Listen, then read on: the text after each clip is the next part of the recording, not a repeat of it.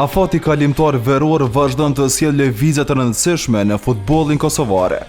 Kampioni i Kosovës Drita ka zyrtarizuar të premten rikthimin e mbrojtësit Hajdin Saliu.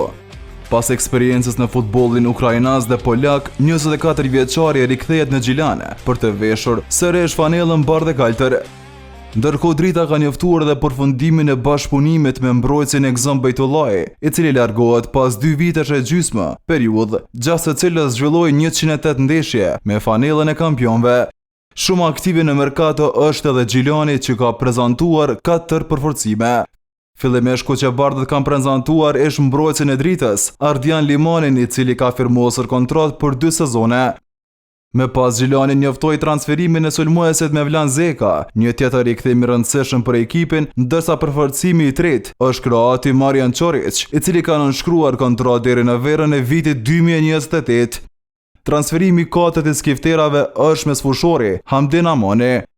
Lëvizje të rëndësishme ka bërë edhe Llapi.